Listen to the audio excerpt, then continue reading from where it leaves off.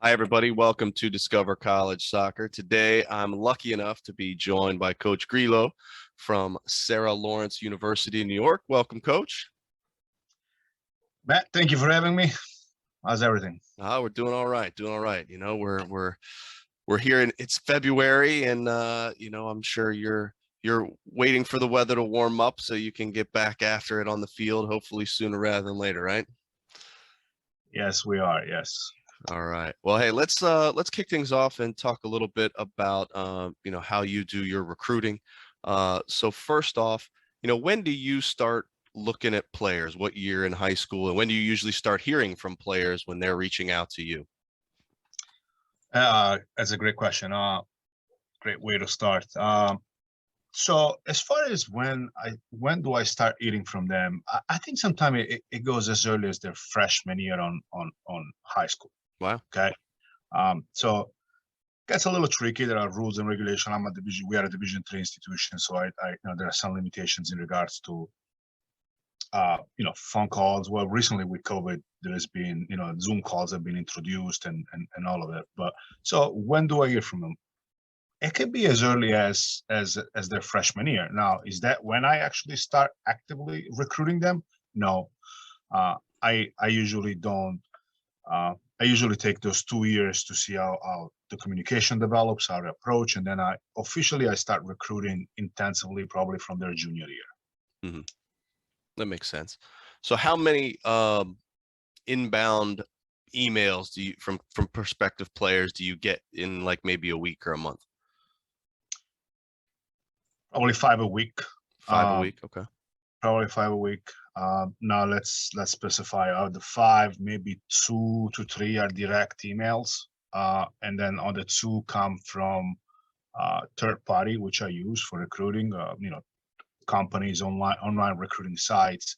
I have ongoing relationship with some of the members, and so they push some athletes who they believe are a good match for my school. But I'll say probably about 5 a week. Okay. Now, what are some of the things you like to see in that first communication you get from a recruit?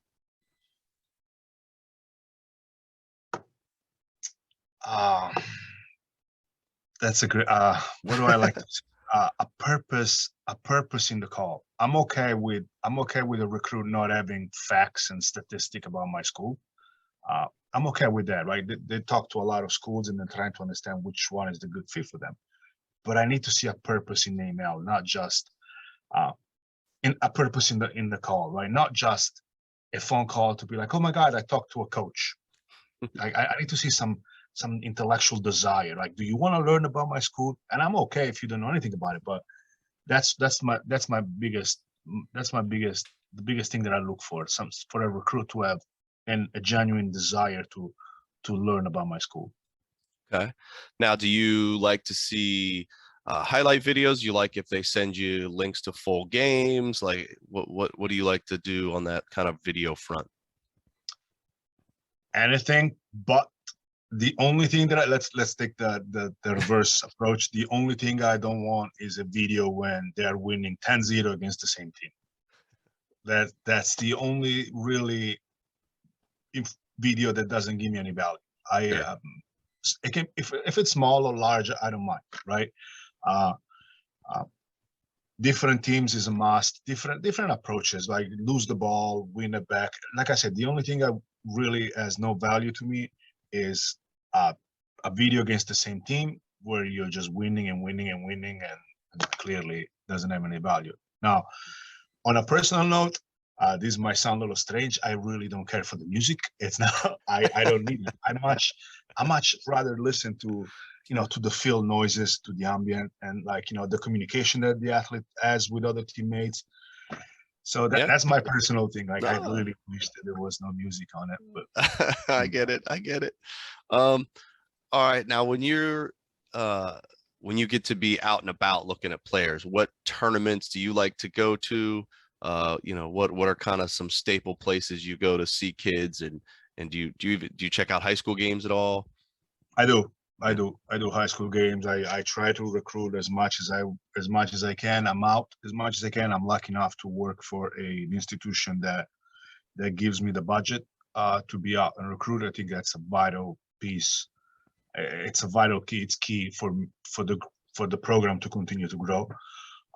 So I am often, if we're not in season, I'm out recruiting. So far this year, I've already attended 8 events. I've got 2 or 3 more to go. Couldn't not done that if the budget wasn't there, right? If my athletic director had not supported that kind of recruiting. Where do I go? I'll be honest. We find a lot of success on the West Coast. Every West Coast program. My program, it's 24 athletes, and I would say probably 14 are West Coast. So that's where I go. I do a lot of back-to-back San Diego, Surf Cups, Davis Showcase. I'm going back in a week. I'm going to Las Vegas for the Player Showcase. So that's what I find my athletes usually. Okay.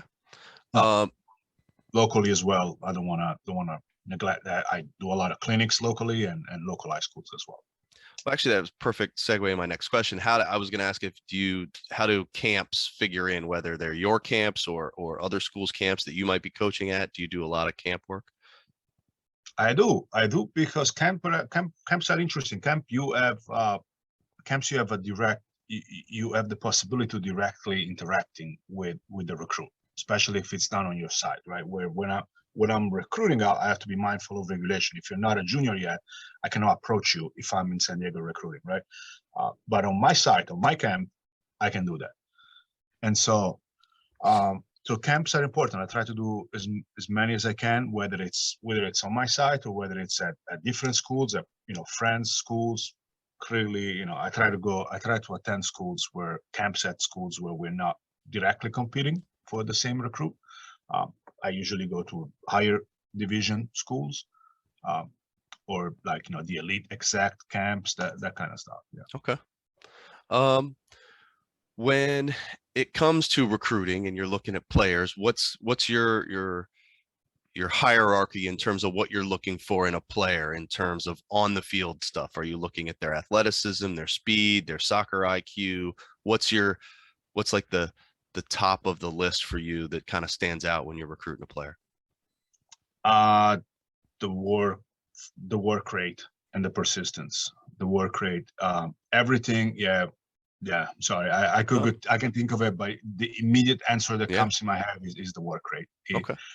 And then after that, anything. It is my job as a coach. It's often forgotten that a coach, it is my role to work with to help you improve your technical skills.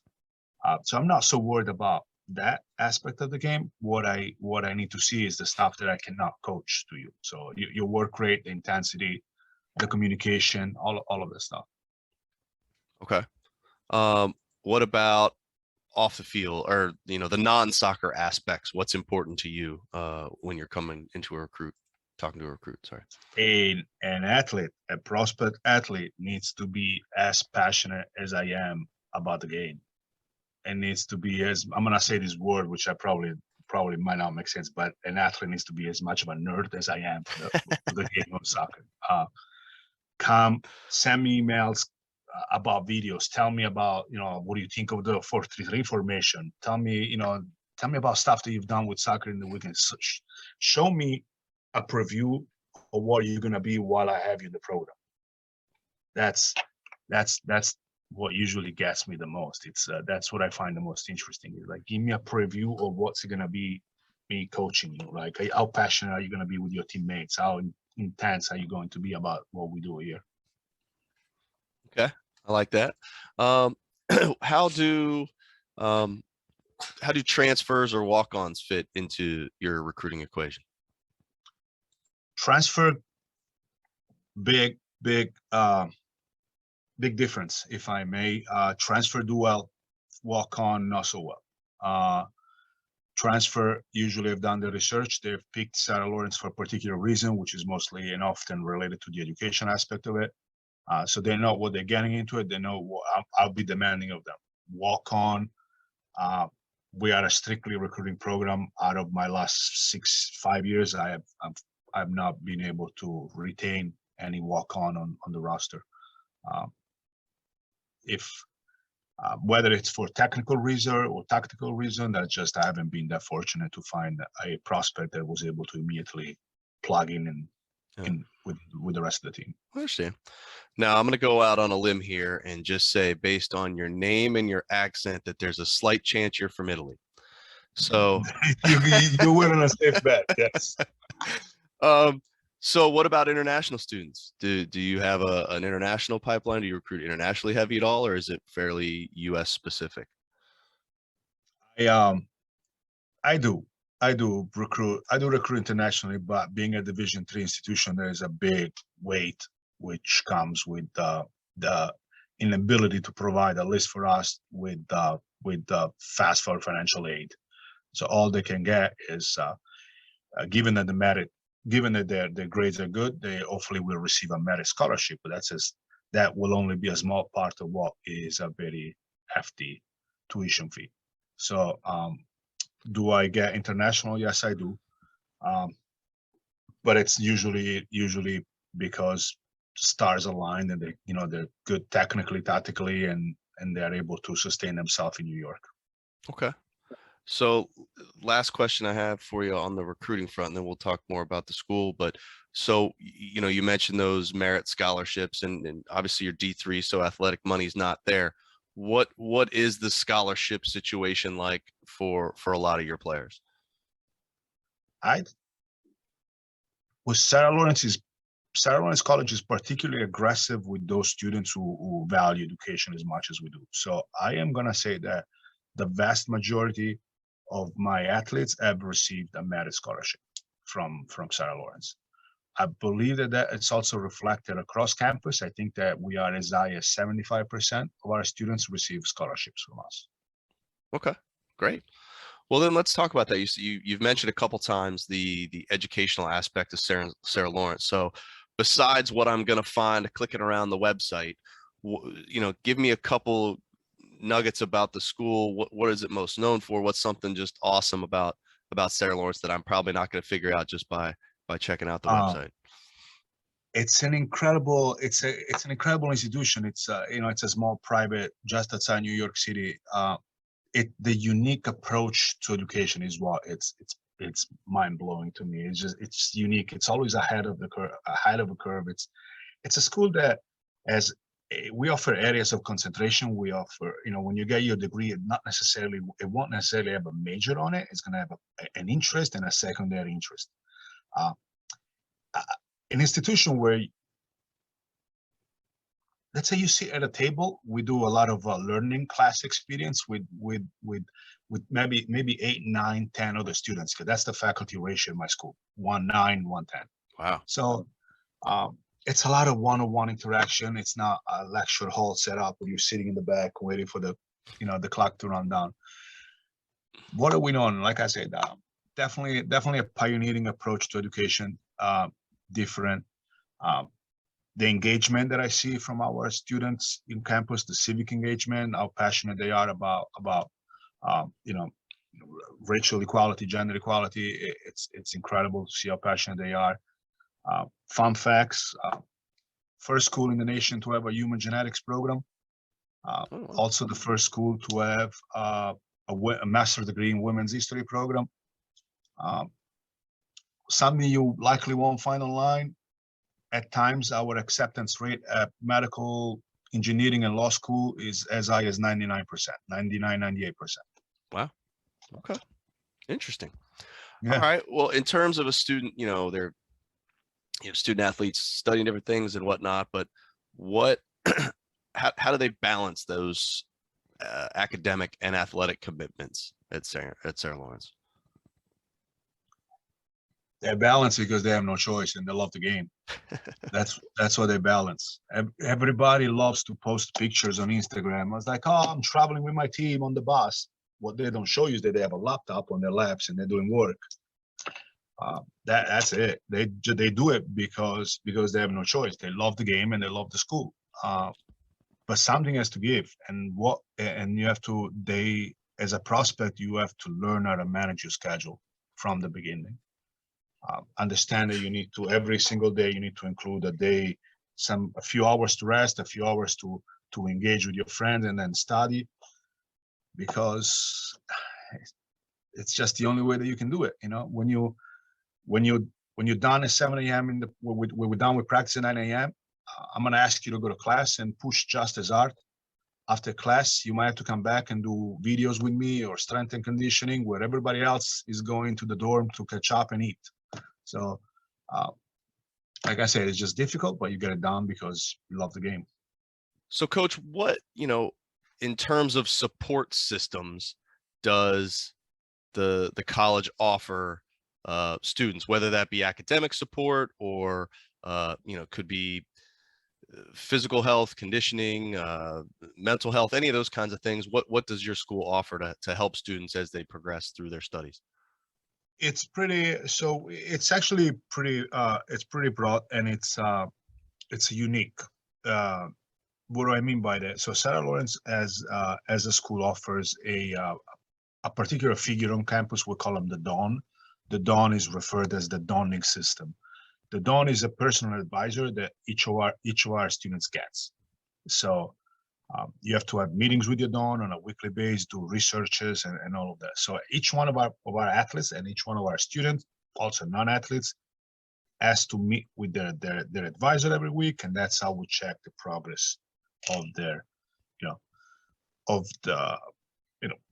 of their education at Sarah Lawrence. In addition to that, then of course we try to do, group study halls, and whether it's with the team or by themselves. Paired up, as you mentioned, it is critical for all the students to have the right support. So we often invite them to be up to date with all the resources that they can find about mental health, proper eating, proper sleeping. That's just critical. It cannot be successful as a college athlete unless you're eating, sleeping properly. So that is in addition. The Dawn is in addition to everything else that we supply. Wow. Okay. That's great. So what would let's go through a typical day during the season for both a non-game day and a game day. What does that look like from waking up to going to bed? Yeah. Wake up at 6 a.m. If you are in preseason, it's just like in the movies. This coach is crazy. Why are we running this much? High spats. What is the food? That kind of stuff. So let's go. Once season kicks in and we have a game.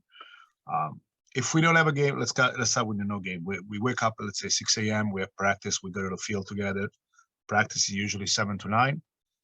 After that, you go to class. As mentioned before, I'm going to ask you to push just as much as you did in the class. You get out of class, usually around 3 p.m.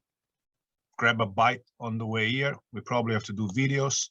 If we have a game coming up, we'll do video analysis with the team. If not, we'll work on individual performance. Some might have to go see the trainer. Some might have to do just technical work, some additional strength and conditioning if they want with our strength coach. Sometimes, not often, sometimes we do have double sessions, but mostly like indoor stuff. At this point, you're probably around 6 p.m. You get to finally go home. All of your friends are out and about, and you got to catch up with your homework.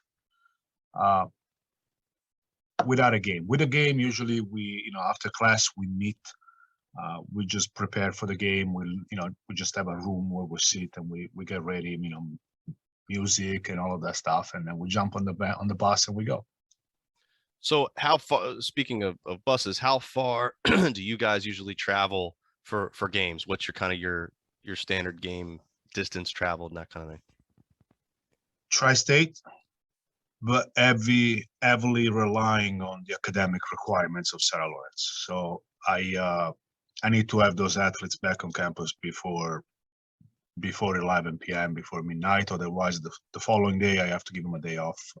There is absolutely no way for them to miss classes or anything like that. So sometimes it's funny because we might be playing a game in New York State, but it's all the way at the end of Long Island, and we won't be back until late at night. So most of the games are in the Connecticut, New Jersey, sometimes Pennsylvania if it's in reach, if it's an early game. Yeah.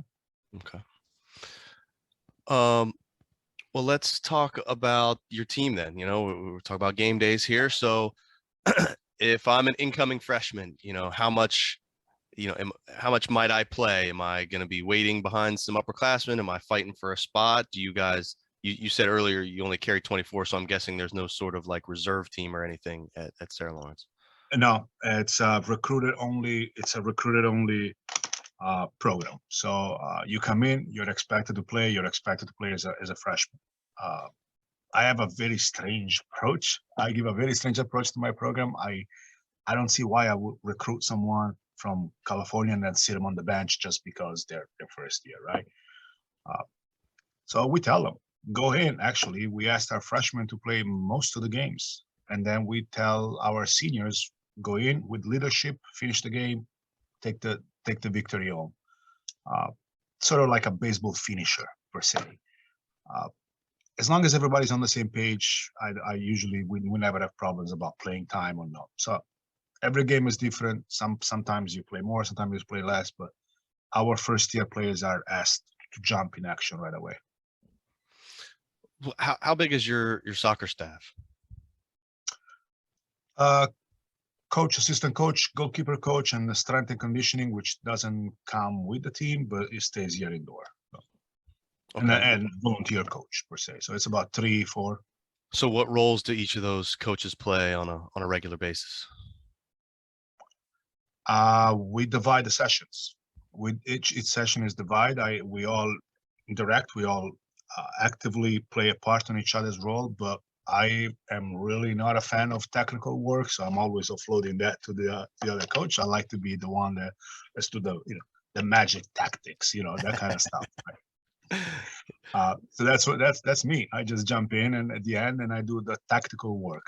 My assistant coach Daniela, she does all the Daniela and Dolores. They do the goalkeeper coach, and they do the technical work with the team.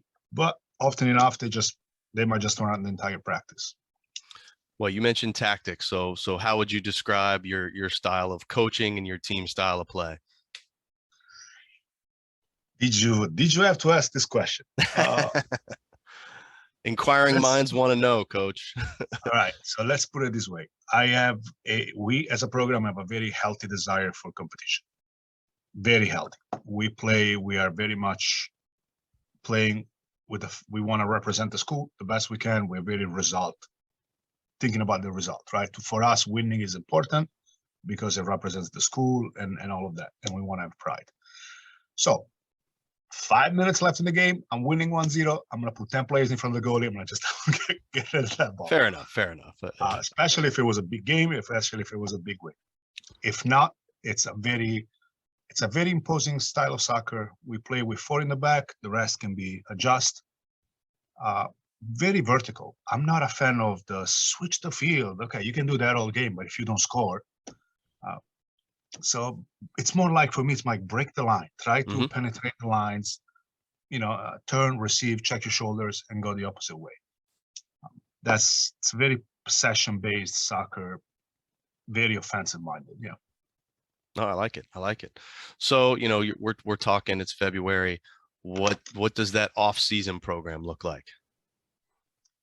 They are back. I won't be allowed. I'll follow all rules and regulation imposed by NCAA. I won't be back until March 1st for spring season. But right now, the team is doing captains workouts. They are organized on their own, whether it's strength and conditioning or whether it's just regular pickup games in the gym. So they are back. They're getting ready for spring season. I will be back on spring season on March 1st with the non-traditional spring season. Yeah. Okay. Well, it's been great talking to you. This is the last question, and I kind of give this as the catch-all. What else would you like prospects, recruits, families to know about your school, your team that maybe we haven't covered yet so far? It's okay. I don't want them to follow any standards. I don't want my recruits to follow any standards. Be intrigued about the process. Ask questions. Don't make yourself vulnerable. Ask the silly questions. Like, Do we take, show me the pride. Do we take van? Do we take, big buses and that kind of stuff? Anything that shows me that you really want to live the whole college athlete life. So be like, like I said, be intrigued by the process. Show me passion and pride, and that's it. I don't want my athletes to follow a set number of questions, recruits to ask me the same questions. How many players, how many times, how many games? Well, Coach, that's hopefully they've watched this interview and they don't have to ask those questions because we answered them here, right? Yeah, of course. And of course, thank you, Matt, for the opportunity. No, thank you, Coach. I really appreciate it. Best of luck this season, and we'll keep track and see how you guys do. All right. Thank you. Thank you.